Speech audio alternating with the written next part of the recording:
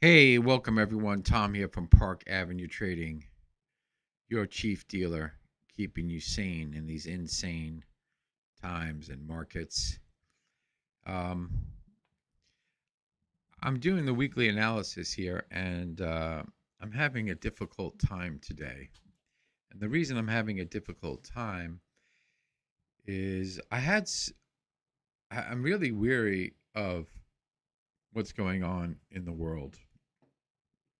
And I did a live stream yesterday where there was some hope that there would be a ceasefire declared between Russia and the Ukraine to stop this madness of potential global nuclear war. But it doesn't seem like the people, the warmongers that are in charge of this thing, want to give this up. And one of the frightful things that I saw was that Nordic countries eyeing Russia dust off with that crisis advance. This is in New York Times. Basically, there's a report out there saying that Sweden, Finland, Norway basically is saying they're not going to stop with this aggression against Russia. So they're actually defying like NATO. Now, the whole idea is that we could look at this in many different prisms, but really the prism that we have to look at, or the way that I look through this, is that, and I am not in any way a Putin fan or a Russian fan or a Russian agent or nothing. I'm just an American citizen that's looking at this and saying that this is total madness. Total madness. This is not, 1932, where it would be a battle of tank against a tank and people against people and, a conventional war at all. This is a war of hypersonic missiles, of which the United States doesn't have any. And it has absolutely no way of stopping the Russians with their hypersonic missile. Putin came out and said that the latest attack on the Donbass region, where they took out a military complex with a hypersonic that was traveling about 12,000 miles an hour, could not be stopped. It could not be shot down by anything that we have. Nothing. And thank God it didn't have a nuclear payload on it. But if it did, it would have wiped out half of the Ukraine. Why? The question is, like, why do they want to keep this going? Well, it's all a money laundering operation. A person in a Polish parliament, came out and made a statement. I don't know the man's name. Came out and he said basically half the money that went to the Ukraine was basically funneled back to the politicians. This is why they want to keep this going. This is all about fucking money. They don't think that Russia is going to respond more harshly, but I think that they're sadly mistaken. Putin has made it clear since 2014 he was no longer going to back down. Now, why? Okay, some people say, oh, well, Putin's an aggressor. He's not an aggressor. It's really not his fault.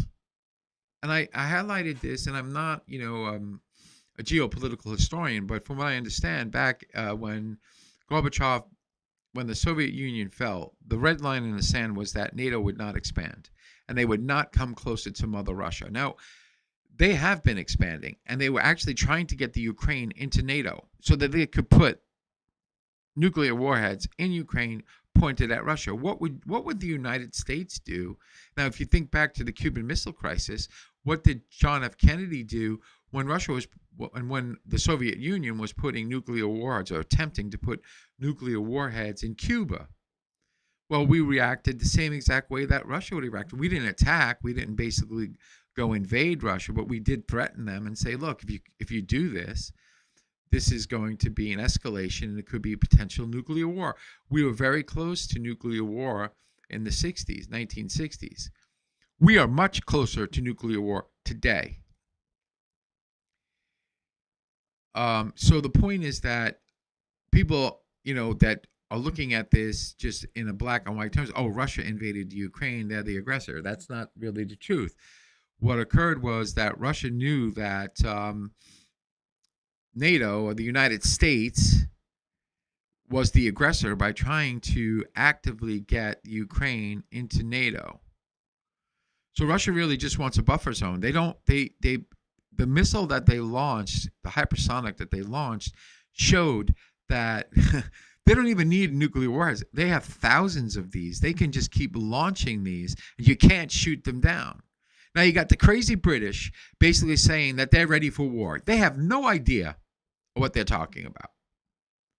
Those missiles could hit Britain in 60 minutes. And they don't need a nuclear payload. They can launch 5 of those bad boys and take out half of the UK. They could hit probably New York, Florida, I don't know, 2 hours maybe. And there's no way to shoot them down. There is no way to shoot them down. We are not in a position for this type of conflict. And I'm praying, honestly praying, that cooler heads prevail and we avert an all-out, blown-out World War III scenario, because there's no winner. There's absolutely no winner in that scenario. And the reason I'm bringing this up is because it's going to affect Forex or any type of crypto trading, anything. Hopefully there is no nuclear war, and it doesn't make a difference then if there is, because if there's a nuclear war, who gives a shit about trading Forex? Who gives a shit about owning crypto or Bitcoin or anything for that matter? There's going to be nothing left. Nothing. And everything that we're doing here is just all wind. It's all bullshit. And I don't mean to sound like a Debbie Downer or Danny Downer, but this is the situation that we're in. And I'm going to try to do the best I can with analysis for the upcoming week. If you looked at last week's analysis, I get to say that I was absolutely correct. Great. Doesn't mean anything in the big picture of things if we're marching towards nuclear destruction. And it's going to affect what's going on in the up and coming week. Now, I'm going to start off with euro dollar. And I'm going to hope, and hope is not a strategy. Hope is not a strategy. Doesn't mean I'm going to trade off of it. Matter of fact, trading really has taken a back seat to like the way I feel about what's going on in the world. And if you're not really feeling psychologically sound, it's best not to. Because, all right, I don't want to lose money before we all get vaporized. I'd rather go out, go to see the Lord and go, hey, I was a good trader at least. I know I wasn't the best person, but I did my best. I had no idea, but I did my best. Hopefully that gets me a little bit of a reprieve. But at least I could say to him, hey, I did pretty well. I never blew up my account. Never did that. Anyway, so I'm going to hope that there's a recovery. Now, if there is a recovery, in other words, if the euro dollar can recover, there's something working behind the scenes that are basically giving a little bit of reprieve to what's going on in the world. And right now, the euro dollar is still, it's in a downward trend, that's for sure. I told you that during the week. We were heading towards parity, which is 1-to-1. So far, we went down to a low of like what, 103.31. We went a little bit further than the 103.70 level. That I said was the real important point. It broke that. That is a warning sign that it can continue. However, if we start to get some green lights that are saying that President-elect Trump is going to basically get a ceasefire until he's elected, and they're going to work out an agreement, then the euro dollar can recover. I know this is not technical. This is all, geopolitical. So we got to be out. We got to be on the alert here. So what would basically signal that the euro dollar is going to recover? Well, if it can get above this level this week, 106.03, only a couple of big figures away, we could start to say, hey, something's going on here, that we have a potential for the world to stop with this crazy aggression stuff, and we have potential for the euro dollar basically to come back up and trade into the higher range. Now it needs to break 109.50 really to show that it shook off its downward pressure. If there is some type of announcement this week that there is a ceasefire agreement, the euro dollar should recover quickly. The crosses euro yen will recover, sterling yen will recover. Then the technical analysis will come back into play. Then now we're trading like Forex technical analysis. We're not trading madness anymore. Okay, so if the euro dollar breaks 102.79 this week, it is a severe warning that we're going down to 101 and a half. I'll put a line up there, 101 and a half, 101.30. Let's get array 101. Let's go 101.47. It's close enough to 101 and a half. And then we have the parity level of 1 to 1. Now, the euro is really is definitely in a downward move. There's no doubt about it. Now, I am overlaying my analysis with a fearful bias. Okay, I think that the euro dollar can recover if there's a ceasefire, but then it's going to reassert its main trend, which is still downward. I mean, Europe, what's going to start to occur, politically in the U.S., if Trump can basically get through his appointments, and he can, the first day he's opening up the Keystone Pipeline. That's day one. So energy is going to be starting to be pumped very quickly in the United States. Now, it's going to take about 6 to 8 months before it gets online, but it's definitely going to happen where they start to really start pumping energy. That's going to lower inflationary rates in the United States. That's also going to basically spur a little bit in the real estate markets. It definitely is going to help the stock market. People are going to flood into the U.S. To get involved in stocks. That's going to make the dollar stronger. Gold may stay between 2,800. Let's go 2,900 and 2,480, something like that. Gold will probably kind of cool off. I made that prediction a while ago with gold. If you look at my gold analysis from October 14th, it was spot on. And I haven't done any analysis since because nobody asked for it, so I didn't do anything with it. But it was a good call. So right now, as we stand in euro dollar for the weekly, okay, we need to get above 106, say 03, in order to show some strength. Where can it go from there? Hang on, let me get some other points. All right, I'm going to raise this a little bit. I'm going to go 106.18. Okay, I know it's not much of a difference, but it is a difference. 106.18 will be a point where it needs to get over to show recovery. Where could it recover to?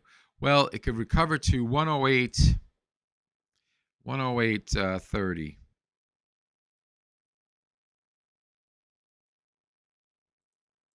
Fine, 108.34. That would be a point of recovery, basically saying that it's still within it's within the channel. It's still within the big rectangle of like 112.20 and this low that we just created. Okay, so really a breakout has to occur, a true reversal in trend, a true upward movement in euro. It has to get above 112.30. I don't see that really happening. Not this week. I mean, no. It's not happening this week. So if we break 102, say 80, all right, where are we going to? Wow,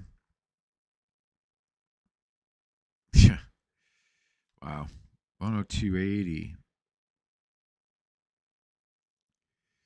We got the 101.50, and then we're opening to really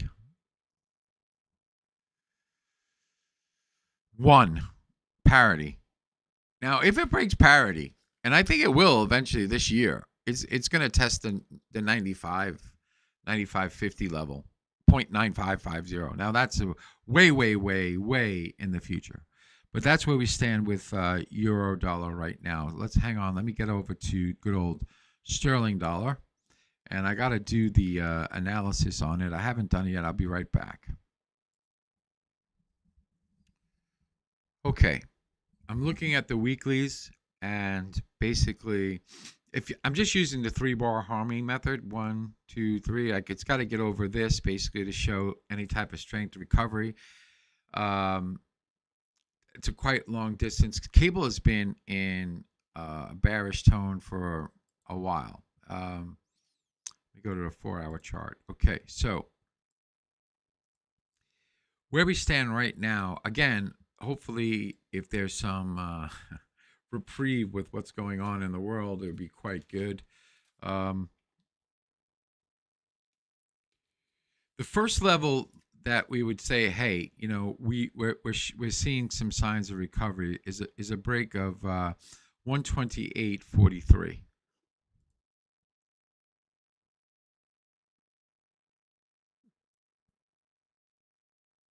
Right there, 128.43. That would basically say that we got a potential,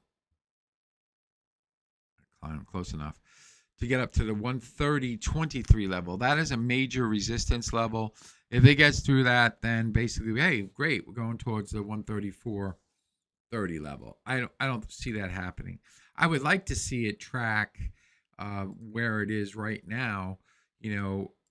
Here, trading in a range, which basically means that things are kind of stabilized, and we're not going to blow each other up. I know I keep focusing on that, but this is a real freaking situation here. Okay, if we break 123.69, 123.60, okay, the sterling dollar is heading back down towards wow. We haven't been down that low. 121.50, 121.50, 121 right there. Get rid of this thing. 121.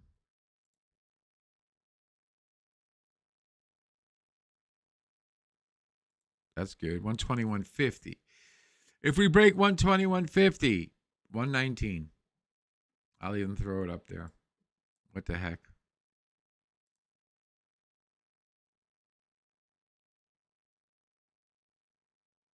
Fine. 118.92. Close enough. So that's what we look like at sterling dollar. It is still in a bearish tone. Got to look to basically sell. I've got to go to the dailies because I'll give you daily analysis of what levels are resistance and support, just like I always do. And Thank God they've been working out pretty well. All right, let's go over to dollar yen. I'm sorry I'm taking so long with this today, but my rant about what's going on in the world, it's really important for me to get out. Not many people really care. I mean, most people are just going about their lives, and they're not really focusing on this. But hey, all right, let me get to dollar yen stuff. Okay, dollar yen is still in a bullish trend. Main support for the week is 151.20. 151.20. If it can get through 156.75, 157, the figure this week, it's tracking towards let's see, 159. 159 is the important resistance level. If it breaks through 159, it's going to 160. And hang on, let me see what level I got up top. Yeah, 160.62. That's a really important level. That was a level that we reacted off of after we made the high of 161.95. So that was like a secondary high. So if we can get through that, then we're going to attempt the high at 160, 162, the figure. So got to watch the daily analysis. Let me move over so I can show you my beautiful face. Got to watch the daily analysis. And right now, as we stand for the week, 151.22 is the main support level. If somehow it breaks that, there's support at 150.85 and 150 the figure. But I'm not. I don't think it's. I'll update if it breaks that. Then there's something seriously happening.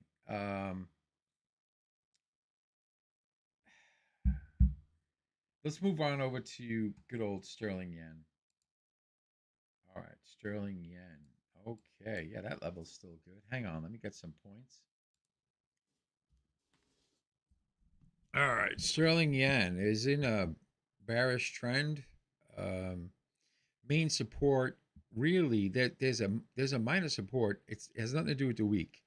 It's 193.43 is the minor support daily, actually. Okay, it's a daily support point. I threw that in there because it's very close. It's kind of like a warning. If we break 192.74, sterling yen is heading towards 191 on the week, down lower, and then 189. Actually, the main target is really 189.55. Really, yeah. So we got, if we break down, so in other words, what I'm saying during the week, if we break this level here, first level support, say, is going to be like 191. Let's go 191 the figure. Okay, let's go. Just give it some room. 191 for slippage. 191 the figure. Fine. 191.04. All right. So now its target, if it breaks this, right here it is. It's 189.58 right there. That's the main target on the week. If it breaks that, man, we're going back down to one overall. We'll go back down to 181, 182.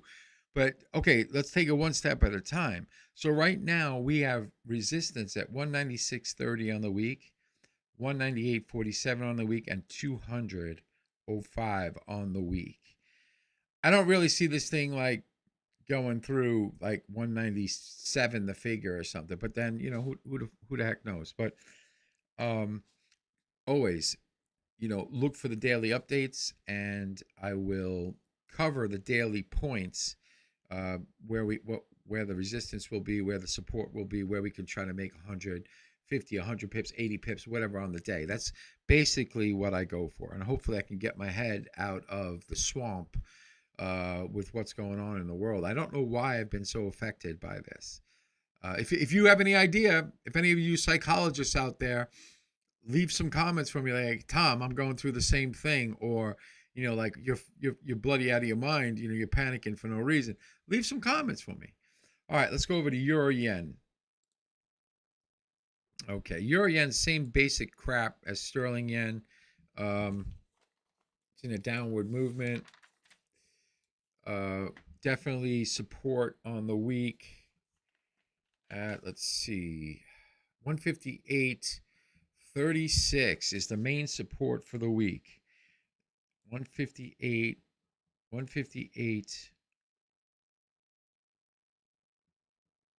Fine. 158.37 is the main support on the week.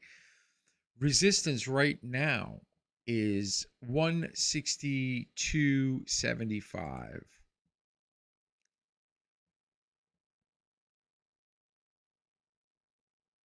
Fine. 162.73 is the first level of resistance that we got.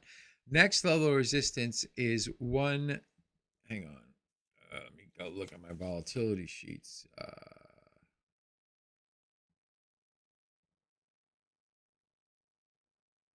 164.80.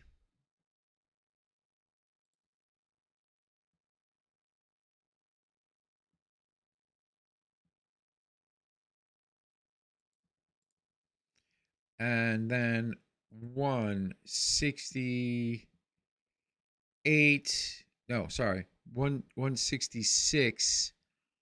166.80.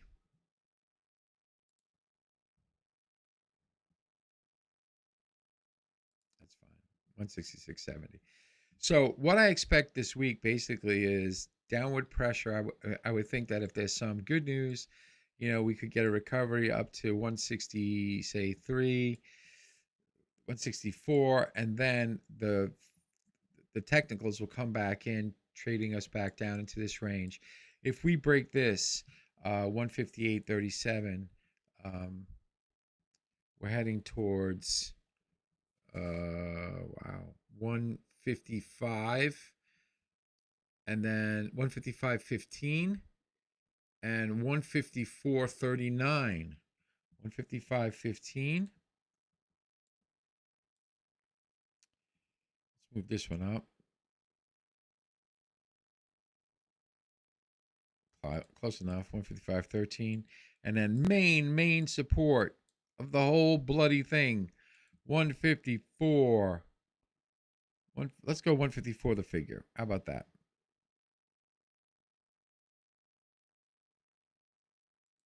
That's close enough. So that's what we got going on for the week. Please, if you like what you see, like and subscribe. Share the videos far and wide. Sorry about going off on a tangent and talking about geopolitics. I look forward to seeing you in the next video. Head on over to Park Avenue Trading. Get yourself a free ebook. You won't regret it. Plus, you get on my emailing list, and I get to send you emails, and you get to read all about my past. Kind of interesting stuff, for me anyway. And remember, always enjoy the party, but dance near the door. Cheers.